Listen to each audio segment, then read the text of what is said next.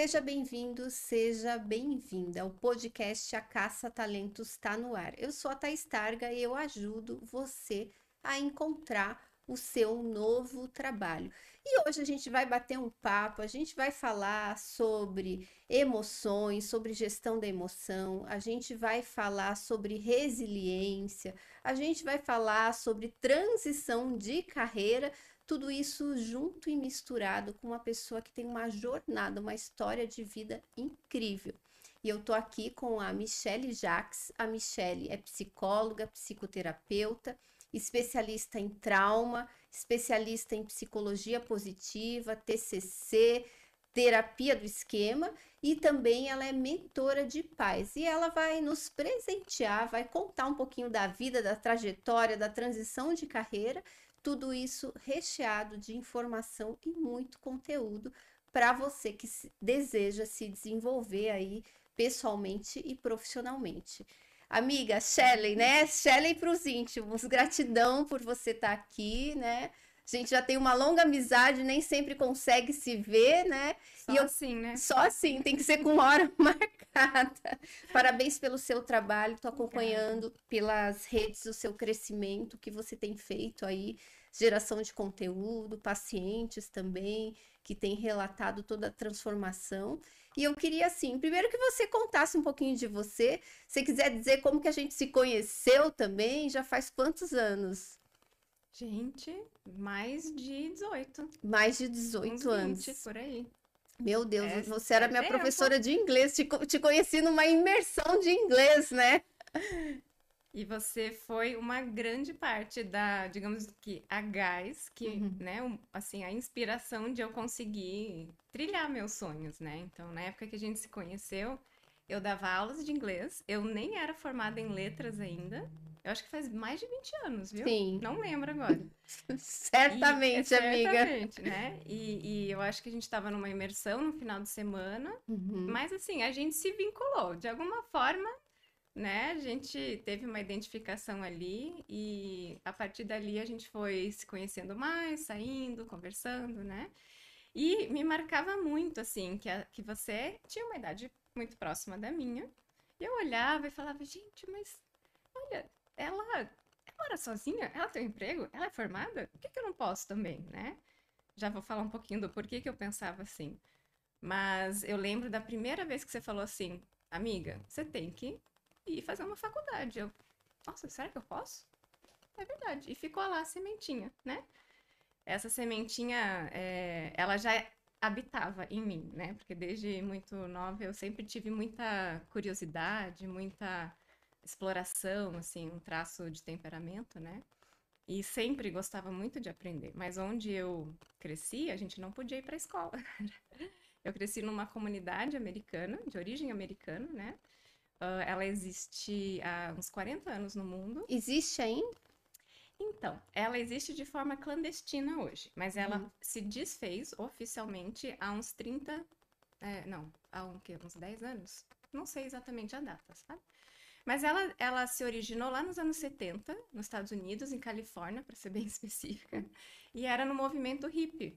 Então, o fundador dessa comunidade, ele era pastor de uma igreja e ele não concordava com o que ensinavam, né? Não concordava com a ideia de Deus e tal.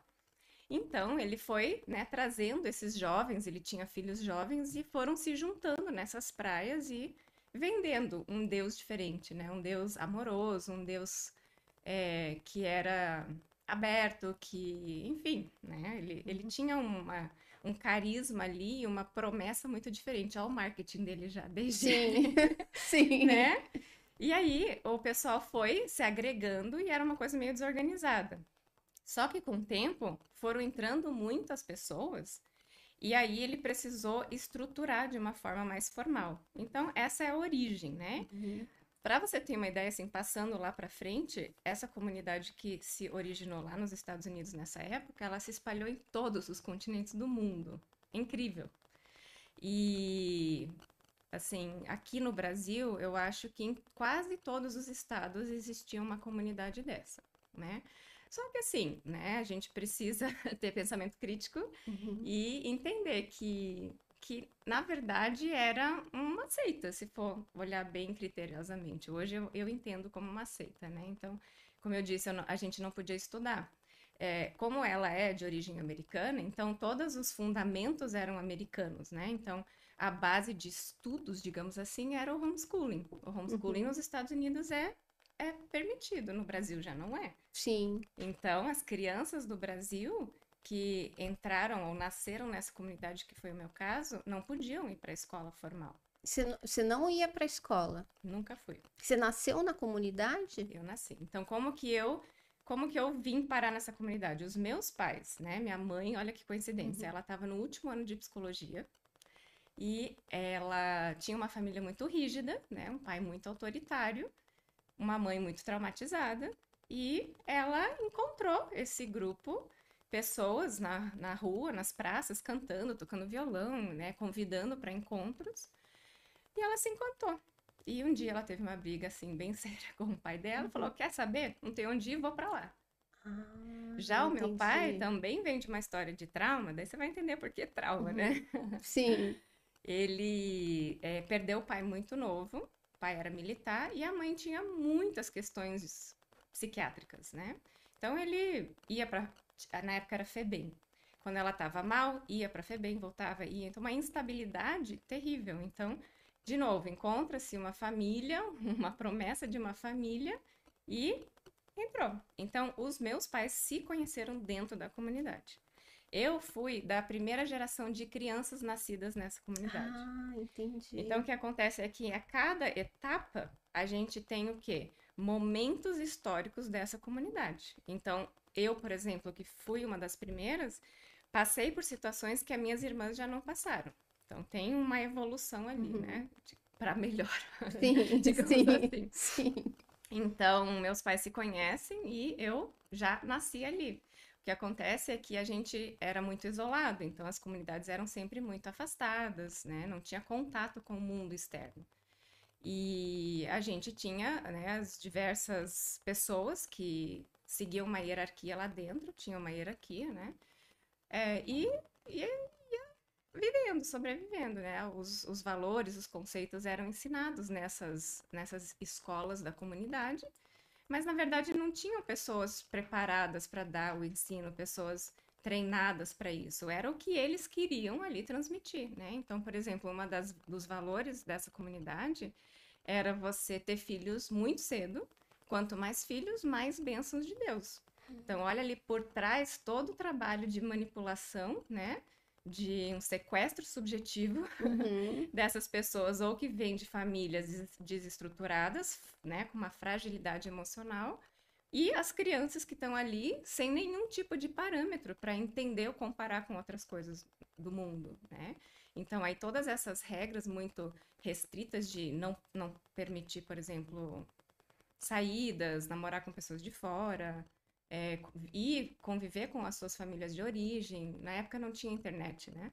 Mas até filmes eram selecionados, o tipo de filme que a gente podia ver, não podia ver, o tipo de música que podia escutar. Então, literalmente, era Nossa, uma era prisão. uma prisão porque você não conhecia o mundo, né? Você conhecia a comunidade, principalmente quem nasceu ali. Isso. E aí a gente aprendia inglês como primeira língua, Sim. né? Por quê? Porque, como é origem americana, a língua no mundo inteiro, quando a gente era transferido ou escolhia ir para um outro país, por exemplo, a gente teria essa língua mãe, né?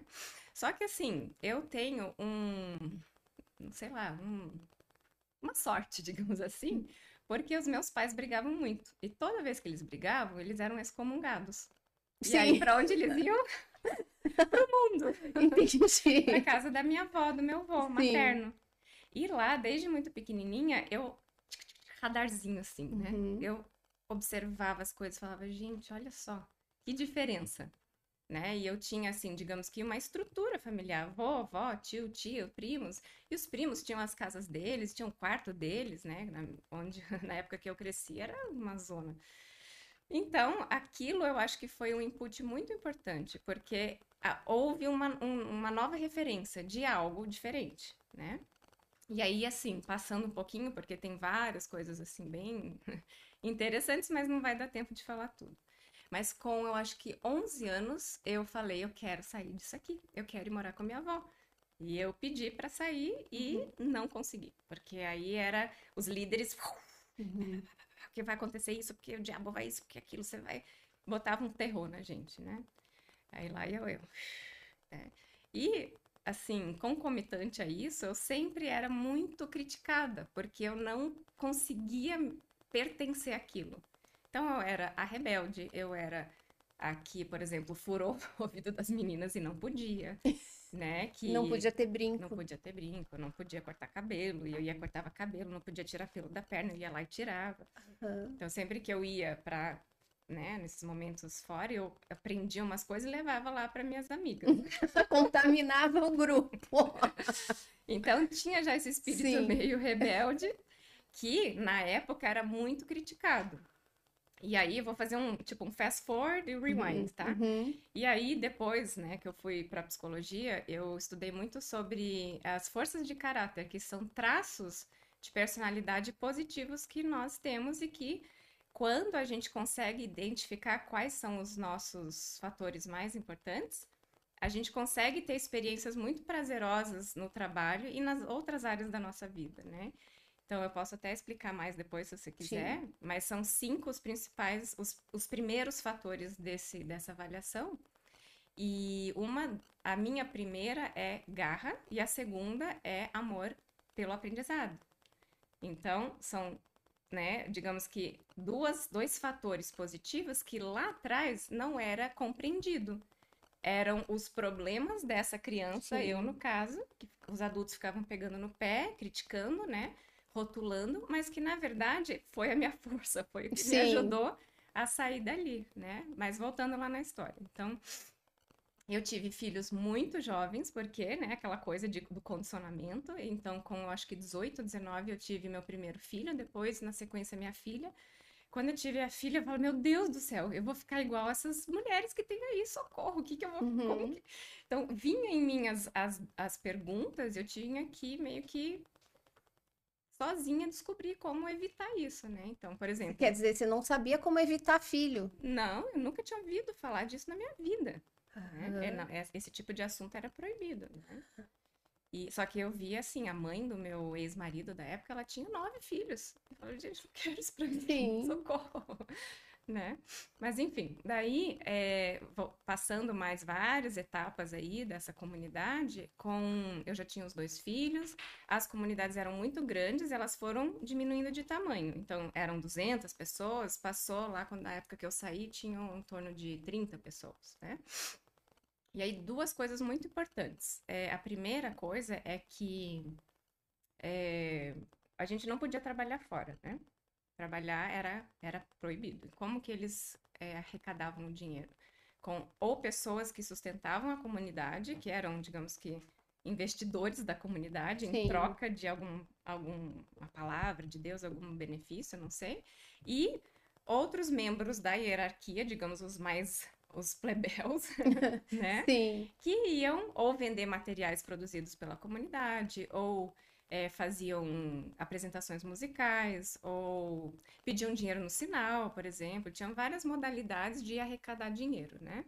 Inclusive, teve uma época muito polêmica, que saiu até na Globo, no mundo inteiro. Teve momentos em que as comunidades foram invadidas pelos a proteção da infância, né? Sim. Tiravam as crianças, botavam tudo no Conselho tutelar. isso.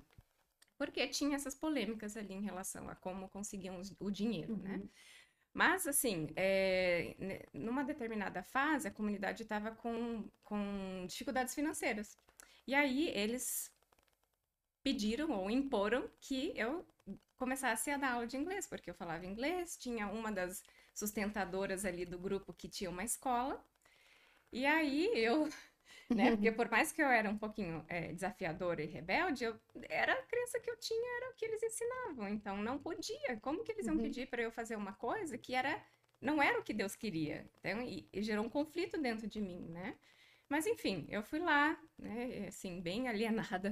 Uhum. Imagina, uma menina assim, presa num outro planeta, quase que Sim. uma alien, sai dali, né? Vou para uma escola nova, eu sabia falar, mas não sabia ensinar, né? Mas comecei. E eu acho que é mais um momento de sorte, porque eu conheci uma turma, assim, os meus alunos, que mudaram minha vida. Porque eu começava a poder perguntar para eles sobre a família deles, eles falavam coisas sobre o dia a dia, sobre a vida, sobre música, sobre viagem, sobre tudo, como se fosse, assim, a primeira vez que eu estava em contato com isso, né? E tinha um psiquiatra lá. E esse psiquiatra falava coisas que me fascinavam. Nossa. Muito, muito importante, né? As pessoas que são da área de saúde, às vezes elas nem sabem o impacto que elas têm, assim como você nem imagina o impacto que você teve quando eu te conheci, né? Uhum. E como isso pode gerar transformações na vida das pessoas, né? Mas enfim. E aí fui dando essa aula, eu fiquei meio isolada da comunidade, porque como não era permitido, eu tinha que ficar em off, né? Então todo o andamento assim do dia a dia, da rotina ia acontecendo e eu isolava. E eu comecei a ficar um pouco triste, um pouco sozinha, né? Mas eu vi ali, nossa, fazer um dinheirinho. Gente, é possível. Aí Uhum. eu, marido, Uhum. vamos sair, por favor, vamos levar as crianças. Você trabalha, eu Sim. trabalho, vamos tentar.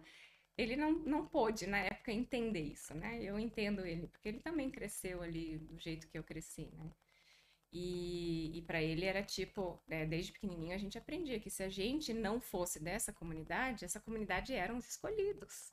Se a gente não Vocês não fosse, seriam salvos. não seríamos, né? Então, olha o medo colocado numa criança. Se eu faço algo diferente, o que que vai acontecer?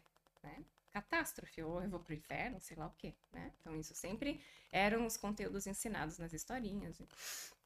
E aí, uma outra coisa também que foi muito difícil na época foi que, assim como eles ensinavam a gente que se a gente saísse da comunidade, a gente teria esse inferno para sempre, né?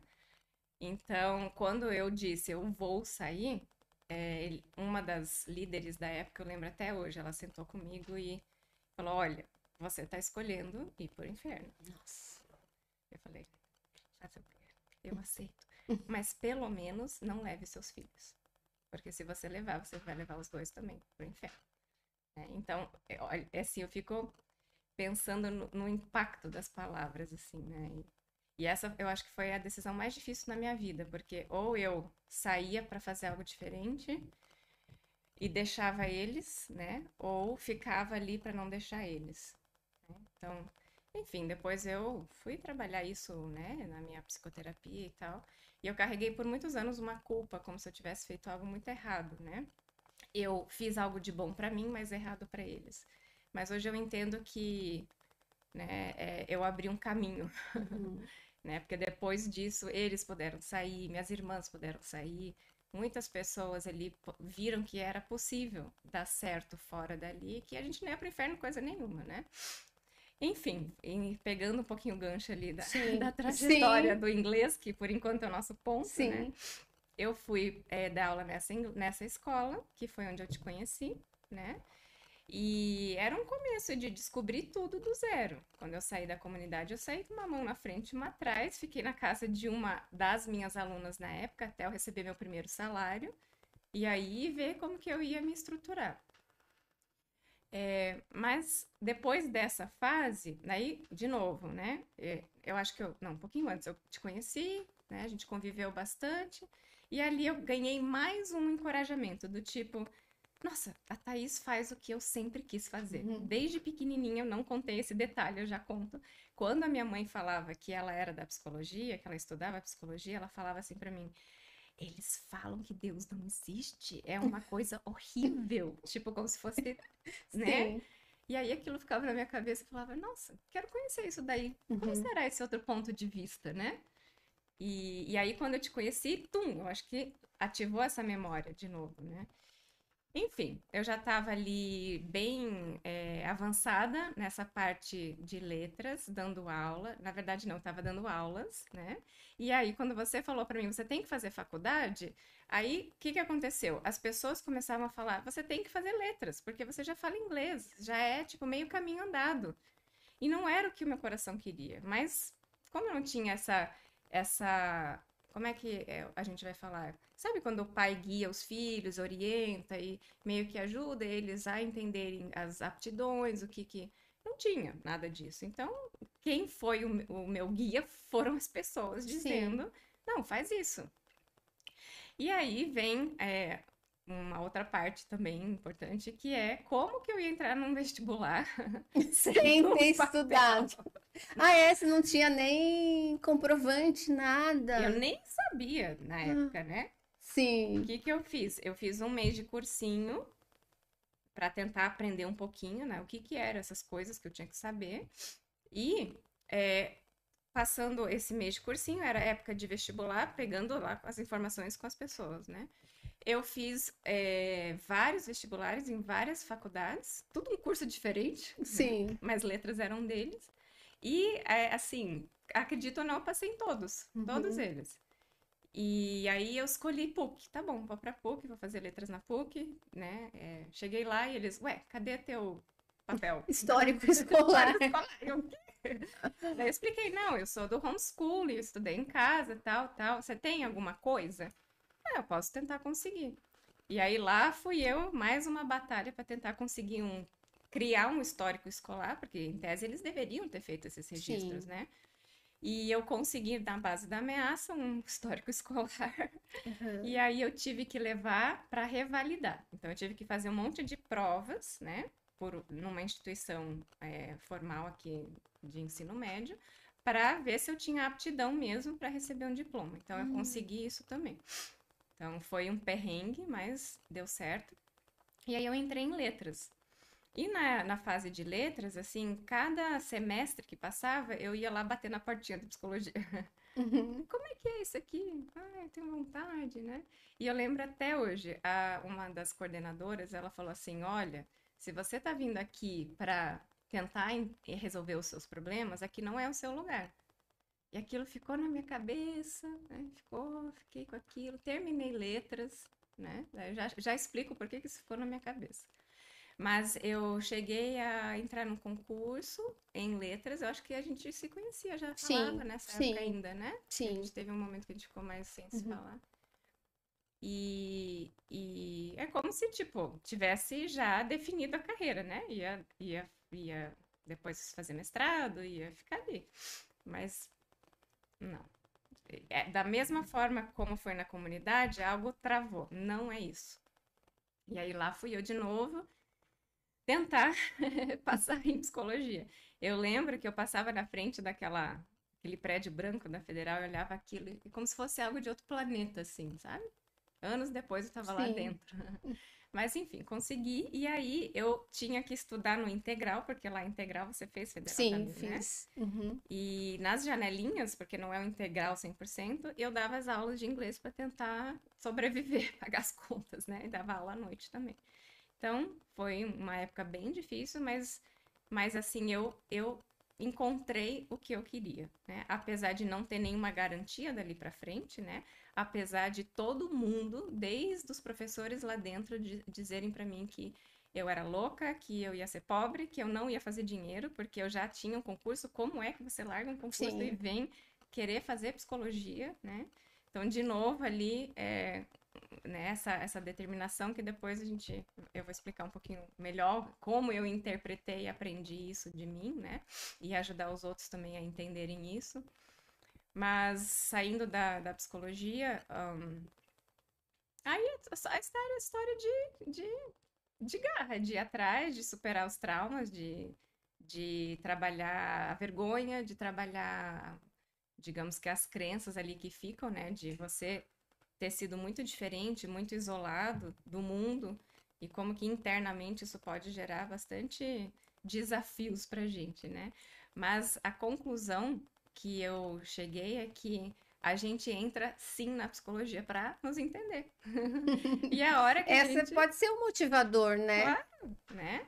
E eu diria assim, uma pesquisa de padaria, se você for perguntar, de 100, né? Eu aposto que uns 80% vai dizer, sim, eu fui para tentar me entender, ou entender minha família, ou entender o que eu passava, né?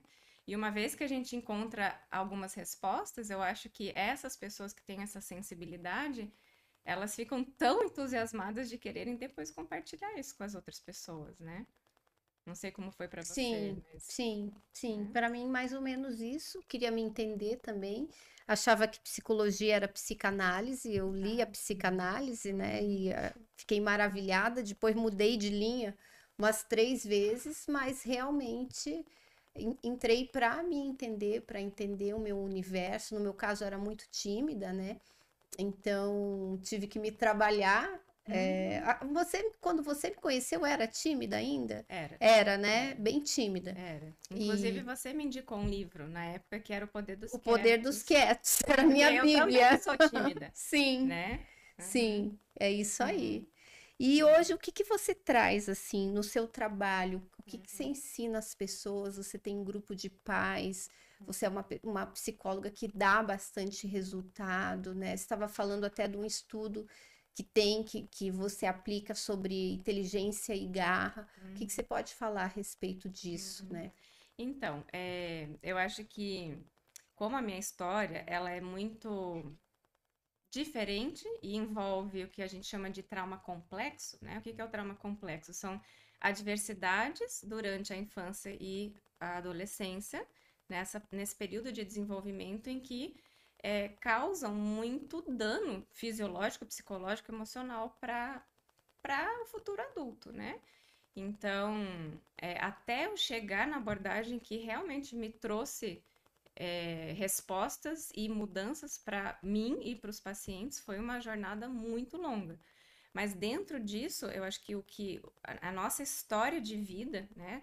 A psicologia positiva fala isso. A nossa narrativa de vida, ela vai ter um impulso, vai ser como é que é a palavra, Thaís? Um impulsador, um Um motivador, impulsionamento, né? né? Uhum, Ele isso, vai estar ligado com a escolha que a gente faz da nossa profissão, do nosso sim. trabalho. Muitas vezes vai chegar um momento que a gente, quando, né, as crianças são muito jovens e tem que Uhum. fazer uma escolha ali numa época que eles não estão prontos, às vezes escolhem errado, mas muitas vezes eu percebo nos adultos que eu atendo que houve um momento em que eles conseguiram alinhar essa narrativa de vida com aquilo que realmente faz sentido para eles, né? E a psicologia positiva me ajudou a entender que a minha história não era algo a esconder, algo de vergonha. Era onde a minha força ia estar e onde Sim. ia me ajudar a ter os resultados que hoje eu consigo ter, né? E aí, falando nesse estudo, que também eu tive acesso a ele nessa formação, a autora chama-se Angela Ainsworth. Uhum. E ela estuda inteligência e garra. E ela conseguiu concluir que não é a inteligência que vai fazer com que alguém tenha sucesso na carreira, e sim a garra. Então, isso mostra pra gente que é uma habilidade que nem sempre a gente vai nascer tendo, tem temperamentos que têm mais garra e outros não, né? Mas a gente pode ensinar as crianças a desenvolver essa habilidade. E eu vejo que apesar das famílias não serem tão disfuncionais como a minha foi, existe muita relação de trauma, mesmo nas famílias normais, digamos assim, né? E existem muitos fatores, por falta de conhecimento mesmo, que levam os adultos que eu atendo hoje a terem efeitos, sintomas, transtornos que são resultantes de histórias tão graves quanto a minha, né? Só que daí a gente analisa o temperamento, que é uma predisposição ali mais vulnerabilizante ou mais, digamos que, protetivo. Então, saber disso é muito importante para a gente poder cuidar das crianças de um jeito melhor, atendendo a necessidade desse temperamento, inclusive ensinando ali a tal da garra, né? Eu brinco com a metáfora do elástico. A gente precisa ajudar uma criança, por exemplo, que é muito tímida, né? A aumentar a janela de tolerância dela, mas não forçando ela. Uhum. Vai lá, porque você tem que ir lá se Uhum. apresentar, porque não sei o quê, não me, rotulando ela. Mas a gente tem que ajudar o elastiquinho dela a se expandir sem romper, né? E isso sim é ensinar as habilidades de garra, de resiliência, de persistência, né? Então, eu acho que toda a minha história, com tudo Uhum. que eu fui aprendendo, fechou muito bem. Então, eu digo que eu atendo crianças. Eu atendo crianças dentro de adultos e Uhum. eu atendo adultos para prevenir essas crianças, filhos desses adultos, de passarem por coisas que eu passei ou que eles próprios passaram, né? E aí foi onde eu cheguei na mentoria de pais, Sim. que é ajudar a prevenir, né? Eu acho que é uma questão de política pública. Se os pais soubessem do impacto que eles têm na formação da vida, né, nessa fase, muita coisa seria diferente. Então, É como se fosse assim, lá, de novo, pegando o gancho da psicologia positiva. O propósito meu é poder trazer prevenção para os futuros adultos, né, da nossa geração.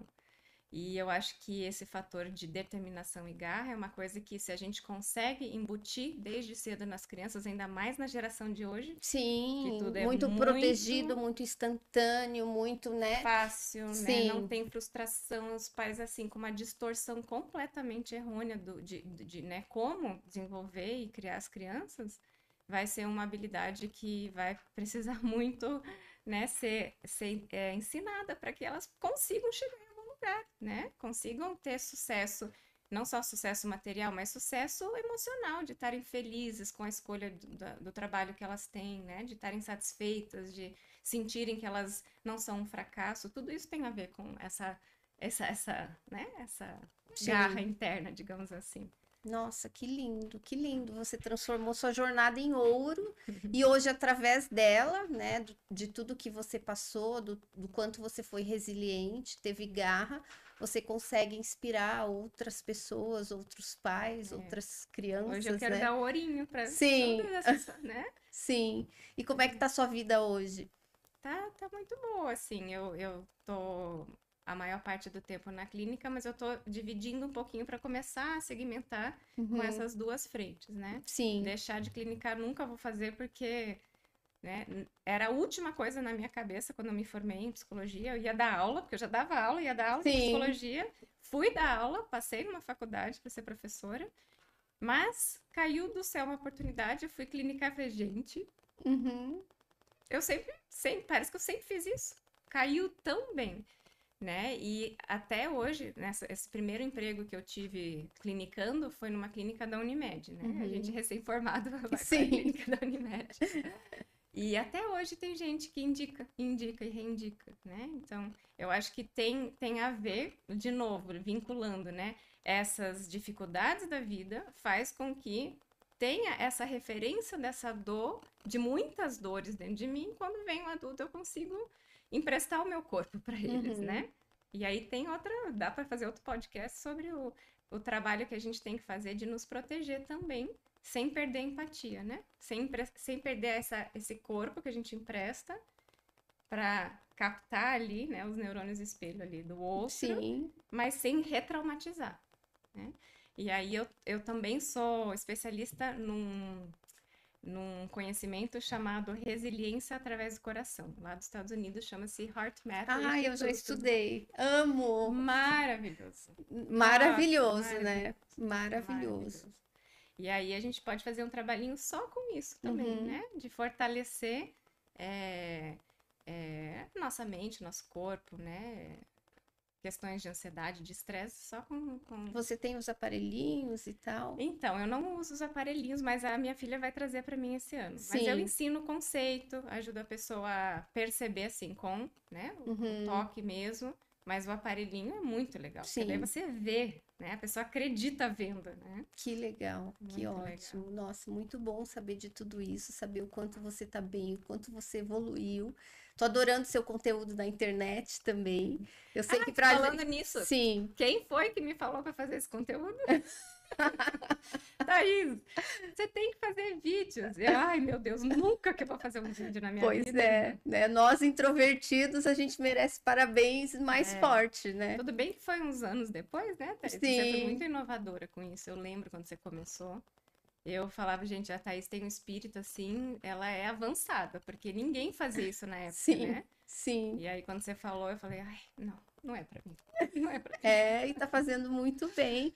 E o que eu acho legal é que às vezes a pessoa vai pra internet e quer ser um personagem na internet, quer ser quem ela não é.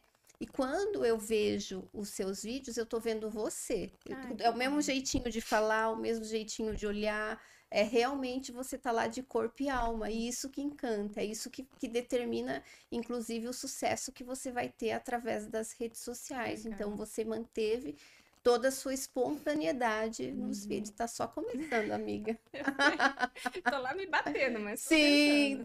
tá lá, tá lindo o trabalho. Nossa, ó, passou voando, o tempo já extrapolou e eu queria que você deixasse um último recado. Eu trabalho com muitas pessoas que estão em transição de carreira, que estão em processo de recolocação, que às vezes estão na fila do desemprego. O que que você deixa de recado para essas pessoas? Eu acho que, pegando o gancho da minha história, né? Eu acho que a gente precisa acreditar que dentro de nós a gente tem muita potência. Talvez a gente não descobriu ainda.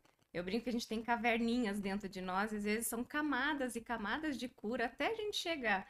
Mas não desiste, porque tá lá. É só você, às vezes, ter um facilitador para te ajudar a desvendar alguma coisinha, né? Então, essa habilidade da garra de não desistir, eu acho que faz toda a diferença.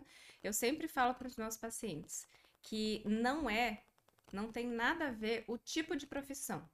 É o desejo. Se você Uhum, tem o desejo, não importa qual profissão você vai ter sucesso. sim, É isso. perfeito. Gratidão, Obrigada a gratidão. você. Gratidão você que teve até agora. Espero que você compartilhe esse episódio, deixe a sua mensagem. Vou marcar a Michelle aqui também para você seguir nas redes sociais. E até o nosso próximo episódio. Um beijo. Tchau, tchau.